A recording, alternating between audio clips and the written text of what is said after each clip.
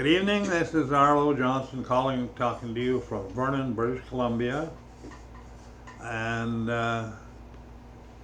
we're talking to you at 6:18 p.m. on July the 26th. Temperature, I'll give you the temperature in Vernon, BC. Right now it's just, pretty nice, 79. That's not bad. That's Fahrenheit. I think I told you I like Fahrenheit because it's warmer. I'm trying to set the lights here and they don't work right. Anyway, we're coming to the end of July. All over the world it is end of July, which means summer is just about 3/4 done. Pretty close. That's how fast that happens. And that happens like in North America. Australia's middle of winter, I suppose. Anyway, what I want to talk to you today about is something that has bothered me for quite a while. But it's also one of these things that I don't know what I can do about it, except I can see the repercussions of this is somebody's going to pay. And that is people who don't understand and maybe don't want to understand God's sayings and God's laws and rules and proclamations, whatever. The things that he says are good and not good. Don't do this. Don't do that. Now, when I grew up, I keep harping about this. And let's go back, say 40 years. That would be 1967 or 60s, 70s, in the 70s or something. The hippie movement started in 1960. But growing up with young guys all over the place and people doing all kinds of stuff, I never saw one guy with a tattoo. Not one that I saw. And I knew that you weren't supposed to have tattoos. I knew that from going to church, I guess. I went to church from the time I was 8 years old, 9 years old. And I guess maybe it was a little bit in the catechism and stuff like that. I don't know. But it appears now that in these last, like all this stuff I'm talking about, great abortion drive, LPGQ, PD, whatever. There later, the abortion has started earlier. Now, tattooing really didn't get started in Canada here anyway, or the United States. I don't think it was too much difference, until maybe, I don't know, maybe in the late 90s, 2000s, 90s or something like that. I used to see the tattoo parlors popping up, but that was like in 2000 and something, and I'd say to people, well, when you get the tattoo parlors downtown where other businesses can't make it, there's a problem. Now, there's tattoo parlors all over the place. Not a whole bunch, but there's quite a few. Never was before. Now, why is that? Is that rebellion doing that? Or is it vanity or what? It seems like all you have to do is have a famous person gets something and the rest follow. And all these, especially the men, I shouldn't say that, it's not just men, tons of women are tattooed now. And that, I think, is really bad because they're ugly. I mean, there's nothing nice about tattoos that I can see. Disfiguring the perfect body that God has given them. That's the absolute fact. They didn't create their body. They didn't get it at Walmart or downtown at the store anywhere. No, sir. God had a plan and created bodies for each person alive. And when they say, it's my body and I can do what I want, that is absolutely not true. I didn't get this body. I didn't buy it. I woke up in it. And it's God's body that I'm living in. He provided me one to travel in, to live in, to do whatever. It's only going to last for a certain period of time. It deteriorates, and it will. Just like everything else in this world, everything deteriorates. Everything wears out, dies, disappears, regenerates, dies, disappears. Everything. But why is it so? They don't know any better? Is that the problem? Like I watched, like even black-skinned people tattooing. They really have to tattoo, and they have to get blacker than they're black, and then browns in between, and different colors in between, and they have to do one solid arm. They don't really want to do it on the other, but they want to do one.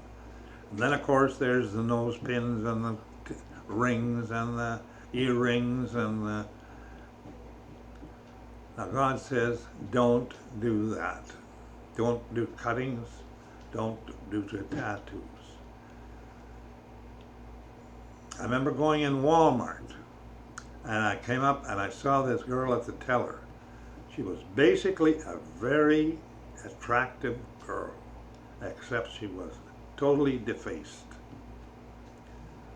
Yeah, if you'd have taken off all those rings and stuff and tattoos and whatever else, she'd have been a very, beautiful girl. But with that on, she looked like the devil. Terrible.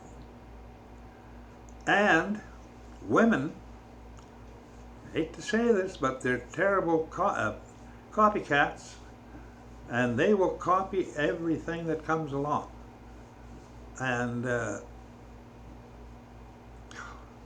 when I see the odd young, 19, 18, 20-year-old who has no tattoos and who has, real nice skin, and you can say what you like, but white-skinned women are very attractive. They're more attractive usually than the dark-skinned. Not all. There's dark-skinned beauties too, but it's really sad because they're doing it at their detriment.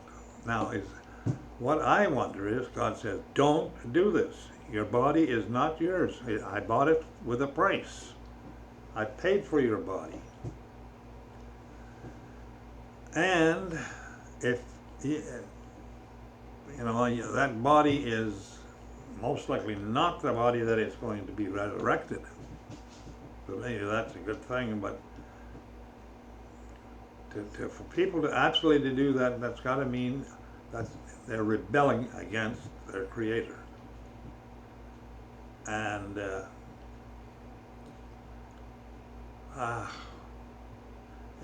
to me, it is a sign of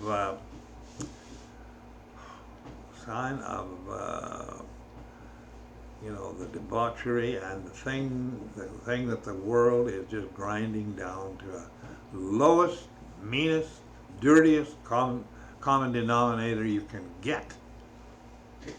And I think we're quite a ways from the bottom yet, because I'm quite sure that God is going to let this go on until it can't get any worse, till it's totally depraved. Then he'll say, well, there you are. That's what you've done.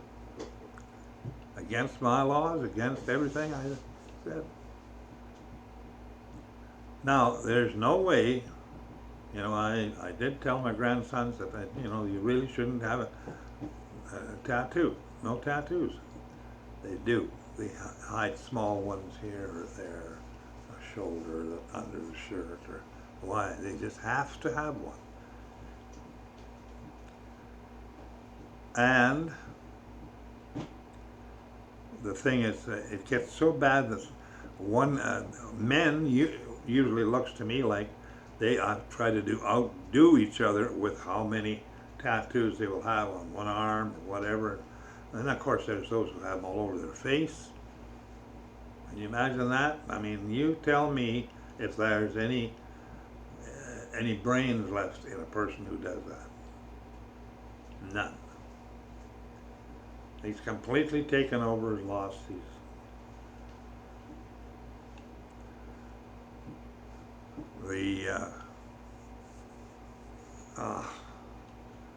The churches that, you know, promote this and, you know, come as you are and everything else, which I think Jesus said that.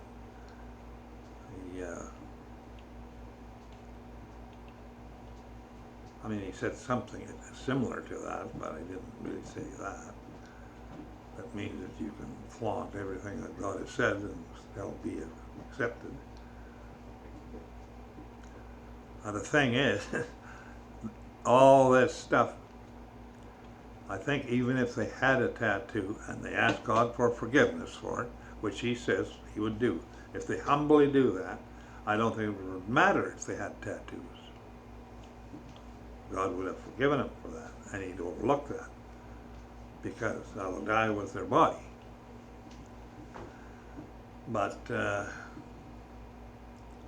this business of people not asking for forgiveness, doing stuff that God absolutely says no to and does not want people to do, does not want his sons to do, sons who are supposed to learn or be able to live with him in eternity forever.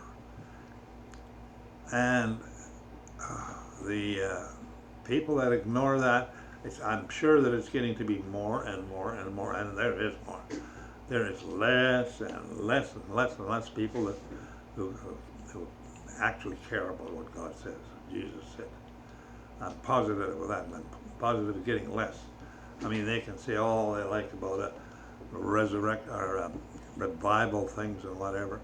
There may be, but it'll be God that'll cause it.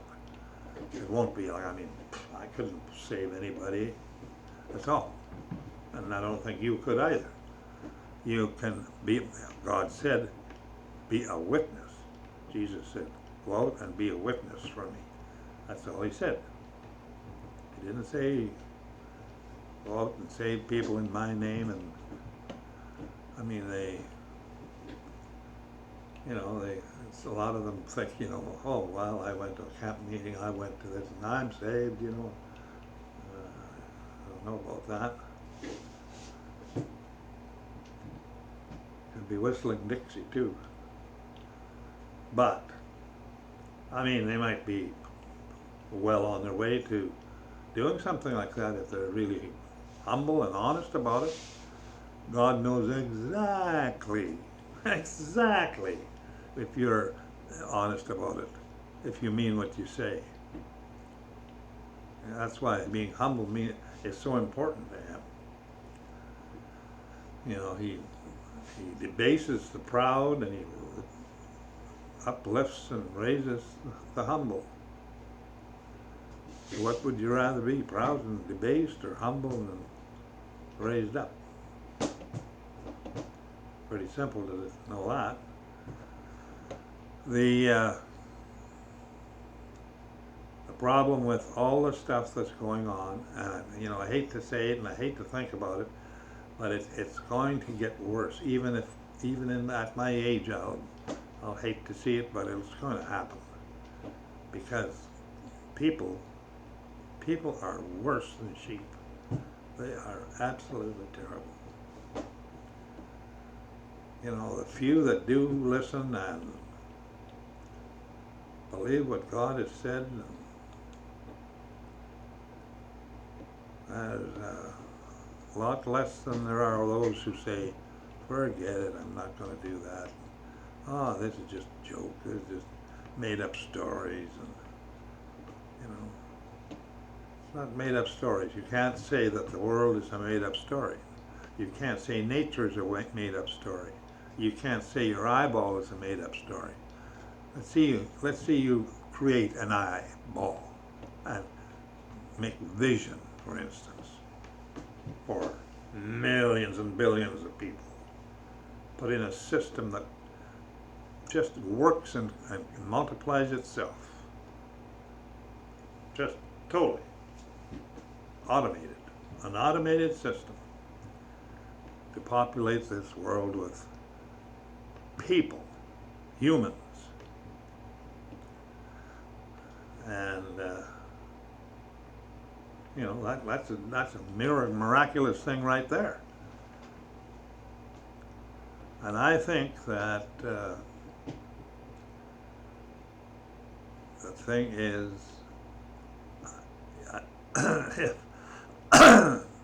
if anybody had a glimpse or a bit of common sense even, they would know that God has rules for people. They're not rules for him, they're rules for all the people that might live with him. And if they break all those rules, they're breaking God's laws. God's laws are absolutely made in stone of whatever, they don't change. And God says, I don't change. He never changes. Human beings think they can change and do this, and change and do that, fashion this way, do that. Now they think they can lie and get away with it continually. Well, they can do it, but they won't get away with one iota. God controls time. He has all the time in the world because he controls time. He's outside of time. He created time. And time will be no more. It'll stop. There won't be any more time. Earthly time.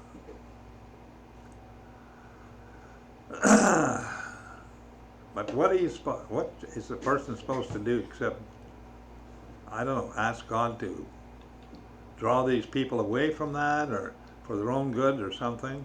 I guess you can do that. But other than that, I don't really know what you can do. The only thing is to avoid it. Avoid it at all costs. And if you have a good friend that's doing that, you should let them know. You know, some of these women who have these tattoos, what are they going to look like when they're 60, 70 years old, 80 years old? Ha! Can you think of, imagine that? I don't see any in the people that I see that are older, right here where I live. None of them have ever had that. But the people coming up, there's all kinds who will be 80 someday, 70, 80. What are they going to look like?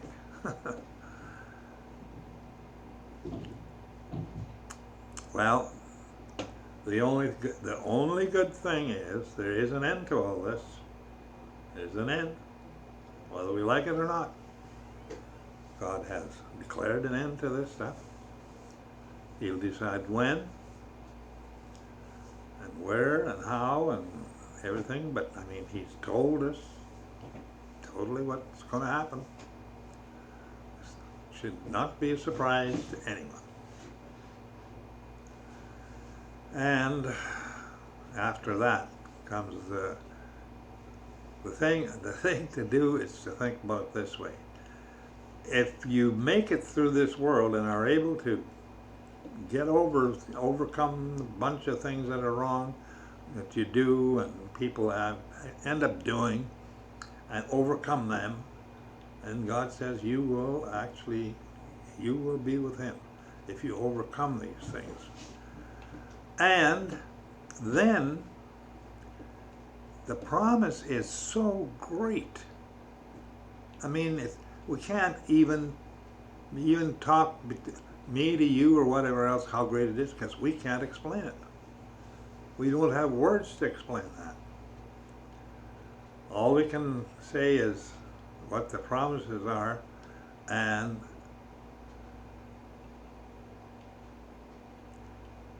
the thing is, it is so different night and day from this life.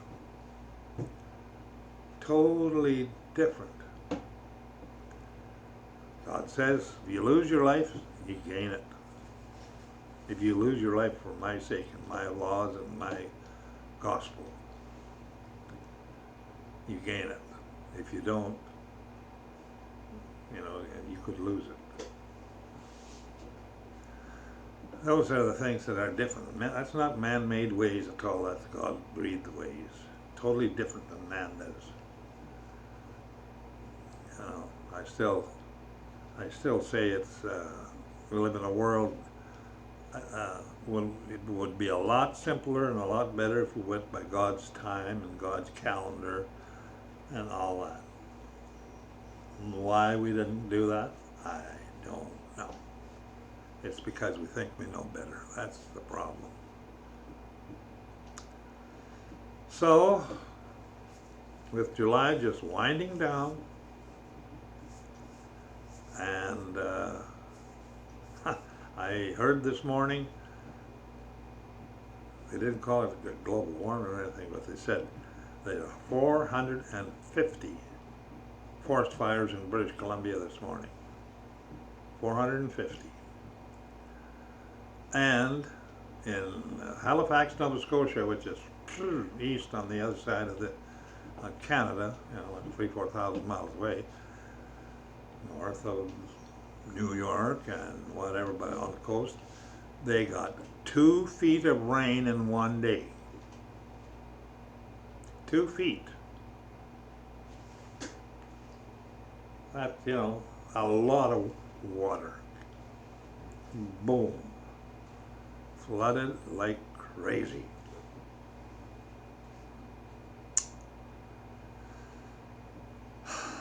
I'm amazed by water. I may book a cruise again, maybe around the end of the month or something, I don't know. But I'll go out on the water and sit and look at it again, because eventually all that's going to be gone. In the world to come, God says there is no sea. The sea is gone. I imagine because he's going to purge the earth completely, because his headquarters is going to move from the universe to the planet Earth. That's where God's kingdom is going to be. Can you imagine that? The earth he's going to be, where we are. We don't go to heaven. That comes here. While we go off here for a while, I guess, while the earth is being purged and cleansed and whatever else. And then his city comes down. A city that's bigger than most countries. Bigger than France, bigger than Texas, bigger than British Columbia and most of Alberta. 1,500 miles square. You just, like right here in Vernon, BC, have to go right to Los Angeles to do one side. That means going out of BC, Washington, Oregon, California, and then I'd have to go the other direction. How many states would that take? So that's going to cover a huge portion of this planet. And I don't know how this is going to work because it's 1,500 miles high. I mean, it's just going to... I don't know. Let's imagine that's all being looked after. And you've got an eternity to look around and figure that out. Or look at it, study it, do something with it. I'm sure that nobody is going to be just standing and sitting around. There's going to be things to do because you'll have the power to do so many things in your spiritual perfect body. I better quit. That time, but I don't know. I hope you have something to hope for, because without hope, there is not much you can do. You have to have hope. You have to have a reason to get up in the morning and to live. Even if bad things are happening all around and people are doing whatever. You have to say, well, there is a better day coming. Most likely going to be some rough ones in between, but you know, you can make it. We can make it, I guess. And if we don't, we just go to sleep with our fathers and wait. We won't know how long it is. We'll think we just dozed off. Could be 100 years, 200. Could be 20 years too. I don't know. Not in control of that. Don't know about that. Only God knows about that. Jesus said he kept that information personally to him. Nobody else knows that. When? So until then, I hope you have a good evening and a good day, and God bless you, and I mean that. And if you have the inkling to subscribe, that would be good too. I should say that earlier in the program, because by this time people haven't watched this long. But anyway, I'll say it now. And I'll thank you in advance for it. So, God bless and goodbye.